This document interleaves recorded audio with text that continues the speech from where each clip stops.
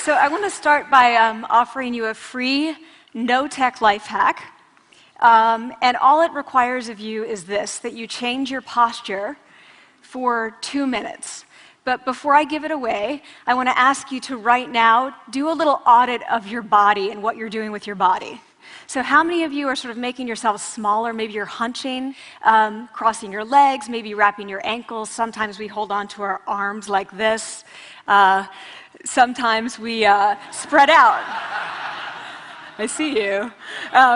So I want you to pay attention to what you're doing right now. We're going to come back to that in a few minutes, and I'm hoping that if you sort of learn to tweak this a little bit, it could significantly change the way your life unfolds.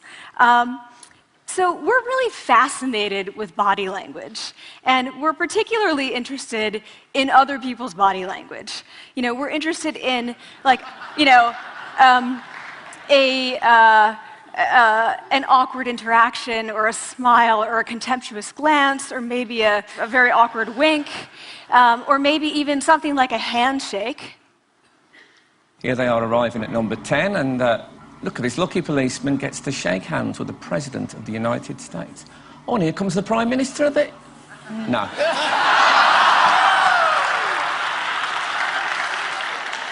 So a handshake, or the lack of a handshake, can have us talking for weeks and weeks and weeks, even the BBC and the New York Times. So obviously, when we think about nonverbal behavior or body language, but we call it nonverbals as social scientists, it's language. So we think about communication. When we think about communication, we think about interactions. So what is your body language communicating to me? What's mine communicating to you? And there's a lot of reason to believe that this is a valid way to look at this. So social scientists have spent a lot of time looking at the effects of our body language or other people's body language on judgments. And we make sweeping judgments and inferences from body language. And those judgments can predict really meaningful life outcomes, like who we hire or promote, who we ask out on a date. For example, Nalini Ambady, a researcher at Tufts University, shows that when people watch 30-second soundless clips of real physician-patient interactions, their judgments of the physician's niceness predict whether or not that physician will be sued. So it doesn't have to do so much with whether or not that physician was incompetent, but do we like that person and how they interacted? Even more dramatic, Alex Todorov at Princeton has shown us that judgments of political candidates' faces in just 1 second predict 70% of US Senate and gubernatorial race outcomes. And even, let's go digital, emoticons used well in online negotiations can lead you to claim more value from that negotiation. If you use them poorly, bad idea, right? So when we think of nonverbals, we think of how we judge others, how they judge us, and what the outcomes are. We tend to forget, though, the other audience that's influenced by our nonverbals, and that's ourselves. We are also influenced by our nonverbals, our thoughts and our feelings and our physiology. So what nonverbals am I talking about? I'm a social psychologist, I study prejudice, and I teach at a competitive business school. So it was inevitable that I would become interested in power dynamics. I became especially interested in nonverbal expressions of power and dominance. And what are nonverbal expressions of power and dominance? Well, this is what they are. So in the animal kingdom, they are about expanding. So you make yourself big, you stretch out, you take up space, you're basically opening up. It's about opening up. And this is true across the animal kingdom. It's not just limited to primates, and humans do the same thing. So they do this both when they have power sort of chronically, and also when they're feeling powerful in the moment. And this one is especially interesting because it really shows us how universal and old these expressions of power are. This expression, which is known as pride, Jessica Tracy has studied, she shows that people who are born with sight and people who are congenitally blind do this when they win at a physical competition. So when they cross the finish line and they've won, it doesn't matter if they've never seen anyone do it, they do this. So the arms up in the V, the chin is slightly lifted. What do we do when we feel powerless? We do exactly the opposite.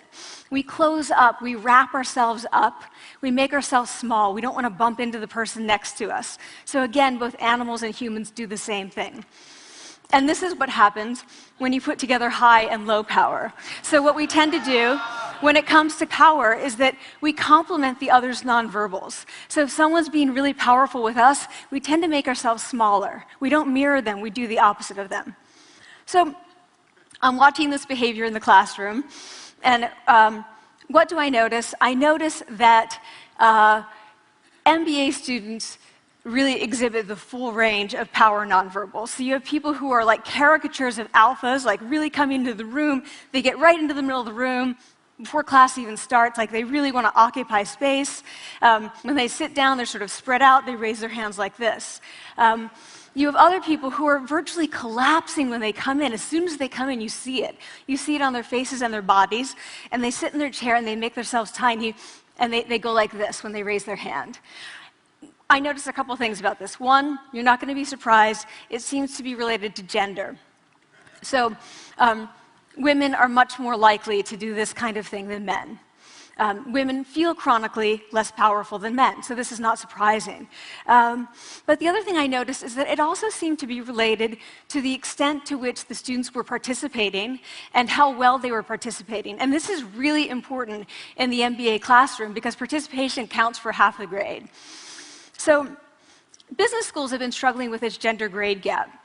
You get these equally qualified women and men coming in, and then you get these differences in grades, and it seems to be partly attributable to participation. So I started to wonder, okay, so you have these people coming in like this, and they're participating. Is it possible that we could get people to fake it, and would it lead them to participate more? So my main collaborator, Dana Carney, who's at Berkeley, and I really wanted to know, can you fake it till you make it? Like, can you do this just for a little while and actually experience a behavioral outcome that makes you seem more powerful? So we know that our nonverbals govern how other people think and feel about us. There's a lot of evidence, but our question really was, do our nonverbals govern how we think and feel about ourselves?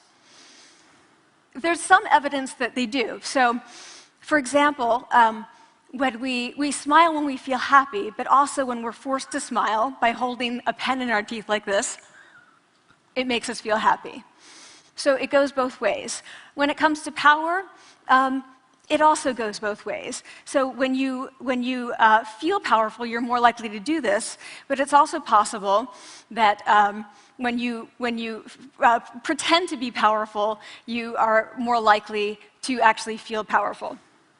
So the second question really was, so we know that our minds change our bodies.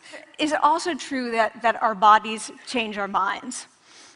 And when I say minds, in the case of the powerful, what am I talking about? So I'm talking about thoughts and feelings and the sort of physiological things that make up our thoughts and feelings. And in my case, that's hormones. I look at hormones. So what do the minds of the powerful versus the powerless look like? So powerful people tend to be, not surprisingly, more assertive and more confident, more optimistic. They actually feel that they're going to win even at games of chance. They also tend to be able to think more abstractly. So there are a lot of differences. They take more risks. There are a lot of differences between powerful and powerless people. Physiologically, there also are differences on two key hormones, testosterone, which is the dominance hormone, and cortisol, which is the stress hormone. So what we find is that high-power alpha males in primate hierarchies have high testosterone and low cortisol. And powerful and effective leaders also have high testosterone and low cortisol. So what does that mean? When you think about power, people tended to think only about testosterone because that was about dominance. But really, power is also about how you react to stress. So do you want the high-power leader that's dominant, high on testosterone, but really stress reactive? Probably not, right? You want the person who's powerful and assertive and dominant, but not very stress reactive, the person who's laid back. So we know that in primate hierarchies, if an alpha needs to take over, if an individual needs to take over an alpha role sort of suddenly, within a few days, that individual's testosterone has gone up significantly and his cortisol has dropped significantly. So we have this evidence, both that the body can shape the mind, at least at the facial level, and also that role changes can shape the mind. So what happens, okay, you take a role change, what happens if you do that at a really minimal level, like this tiny manipulation, this tiny intervention? For 2 minutes you say, I want you to stand like this, and it's going to make you feel more powerful. So this is what we did. We decided to bring people into the lab and run a little experiment. And these people adopted for 2 minutes either high power poses or low power poses. And I'm just going to show you 5 of the poses, although they took on only 2. So here's one, a couple more. This one has been dubbed the Wonder Woman by the media. Here are a couple more. So you can be standing or you can be sitting. And here are the low power poses. So you're folding up, you're making yourself small. This one is very low power. When you're touching your neck, you're really kind of protecting yourself. So this is what happens. They come in, they spit into a vial. We, for 2 minutes, say, you need to do this or this. They don't look at pictures of the poses. We don't want to prime them with the concept of power. We want them to be feeling power, right? So 2 minutes they do this. We then ask them, how powerful do you feel on a series of items? And then we give them an opportunity to gamble. And then we take another saliva sample. That's it. That's the whole experiment. So this is what we find. Risk tolerance, which is the gambling. What we find is that when you're in the high power pose condition, 86% of you will gamble. When you're in the low power pose condition, only 60%. And that's a pretty whopping significant difference. Here's what we find on testosterone. From their baseline when they come in, high power people experience about a 20% increase, and low power people experience about a 10% decrease. So again, 2 minutes and you get these changes. Here's what you get on cortisol. High power people experience about a 25% decrease, and the low power people experience about a 15% increase. So 2 minutes lead to these hormonal changes that configure your brain to basically be either assertive, confident, and comfortable, or really stress reactive, and feeling sort of shut down. And we've all had that feeling, right? So it seems that our nonverbals do govern how we think and feel about ourselves. So it's not just others, but it's also ourselves. Also, our bodies change our minds. But the next question, of course, is, can power posing for a few minutes really change your life in meaningful ways? So this is in the lab, it's this little task, it's just a couple of minutes. Where can you actually apply this, which we cared about, of course. And so we think it's really what matters, where you want to use this is evaluative situations, like social threat situations. Where are you being evaluated? Either by your friends, like for teenagers, it's at the lunchroom table. It could be, for some people, it's speaking at a school board meeting. It might be giving a pitch, or giving a talk like this, or doing a job interview. We decided that the one that most people could relate to, because most people had been through, was the job interview. So we published these findings, and the media are all over it, and they say, okay, so this is what you do when you go in for the job interview, right? So we were, of course, horrified and said, oh my God, no, that's not what we meant at all, for numerous reasons. No, don't do that. Again, this is not about you talking to other people, it's you talking to yourself. What do you do before you go into a job interview? You do this. Right? You're sitting down, you're looking at your iPhone or your Android, not trying to leave anyone out. You're looking at your notes, you're hunching up, making yourself small, when really what you should be doing maybe is this, like in the bathroom, right? Do that, find 2 minutes. So that's what we want to test, okay? So we bring people into a lab, and they do either high or low power poses again. They go through a very stressful job interview. It's 5 minutes long. They are being recorded, they're being judged also, and the judges are trained to give no nonverbal feedback. So they look like this. Like, imagine this is the person interviewing you. So for 5 minutes, nothing. And this is worse than being heckled. People hate this. It's what Marianne LaFrance calls standing in social quicksand. So this really spikes your cortisol. So this is the job interview we put them through, because we really wanted to see what happened. We then have these coders look at these tapes, 4 of them. They're blind to the hypothesis, they're blind to the conditions. They have no idea who's been posing in what pose. And they end up looking at these sets of tapes, and they say, oh, we want to hire these people, all the high power posers. We don't want to hire these people. We also evaluate these people much more positively overall. But what's driving it? It's not about the content of the speech. It's about the presence that they're bringing to the speech. We also, because we rate them on all these variables related to sort of competence, like how well structured is the speech? How good is it? What are their qualifications? No effect on those things. This is what's affected, these kinds of things. People are bringing their true selves, basically. They're bringing themselves. They bring their ideas, but as themselves, with no residue over them. So this is what's driving the effect or mediating the effect. So when I tell people about this, that our bodies change our minds and our minds can change our behavior and our behavior can change our outcomes, they say to me, it feels fake, right? So I said fake it till you make it. Like, it's not me. Like, I don't want to get there and then still feel like a fraud. I don't want to feel like an imposter. I don't want to get there only to feel like I'm not supposed to be here. And that really resonated with me because I want to tell you a little story about being an imposter and feeling like I'm not supposed to be here. When I was 19, I was in a really bad car accident. I was thrown out of a car, rolled several times. I was thrown from the car, and I woke up in a head injury rehab ward. And I had been withdrawn from college, and I learned that my IQ had dropped by 2 standard deviations, which was very traumatic. I knew my IQ because I had identified with being smart, and I had been called gifted as a child. So I'm taken out of college. I keep trying to go back. They say, you're not going to finish college. Like, just, there are other things for you to do, but that's not going to work out for you. So I really struggled with this. And I have to say, having your identity taken from you, your core identity, and for me it was being smart, having that taken from you, there's nothing that leaves you feeling more powerless than that. So I felt entirely powerless. I worked and worked and worked, and I got lucky and worked and got lucky and worked. Eventually, I graduated from college. It took me 4 years longer than my peers. And I convinced someone, my angel advisor, Susan Fisk, to take me on. And so I ended up at Princeton, and I was like, I am not supposed to be here. I am an imposter. And the night before my first year talk, and the first year talk at Princeton is a 20-minute talk to 20 people. That's it. I was so afraid of being found out the next day that I called her and said, I'm quitting. She was like, you are not quitting, because I took a gamble on you and you're staying. You're going to stay, and this is what you're going to do. You're going to fake it.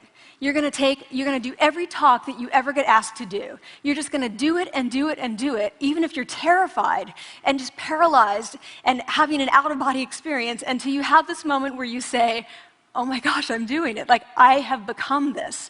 I am actually doing this. So that's what I did. 5 years in grad school. A few years, I'm at Northwestern. I moved to Harvard.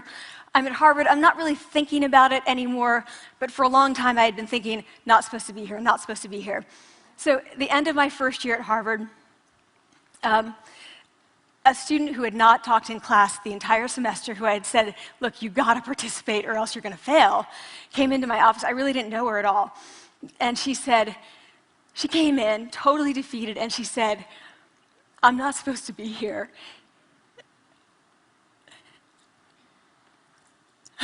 And that was the moment for me, because 2 things happened. One was that I realized, oh my gosh, I don't feel like that anymore. I don't feel that anymore, but she does, and I get that feeling. And the second was, she is supposed to be here. Like, she can fake it, she can become it. So I was like, yes, you are. You are supposed to be here, and tomorrow you're going to fake it, you're going to make yourself powerful, and, you're going to...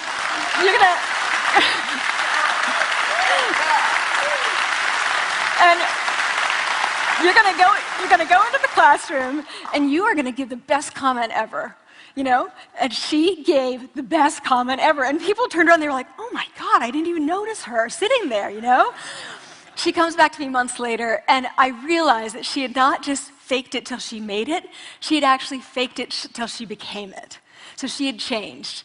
And so I want to say to you, don't fake it till you make it. Fake it till you become it. It's not do it enough until you actually become it and internalize. The last thing I want to leave you with is this.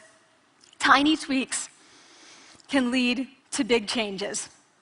So this is 2 minutes. 2 minutes, 2 minutes, 2 minutes. Before you go into the next stressful evaluative situation, For 2 minutes, try doing this in the elevator, in a bathroom stall, at your desk behind closed doors. That's what you want to do. Configure your brain to cope the best in that situation. Get your testosterone up, get your cortisol down. Don't leave that situation feeling like, oh, I didn't show them who I am. Leave that situation feeling like, oh, I really feel like I got to say who I am and show who I am. So I want to ask you first, both to try power posing, and also I want to ask you to share the science, because this is simple. I don't have ego involved in this. Give it away, share it with people, because the people who can use it the most are the ones with no resources and no technology and no status and no power. Give it to them, because they can do it in private. They need their bodies, privacy, and 2 minutes, and it can significantly change the outcomes of their life. Thank you.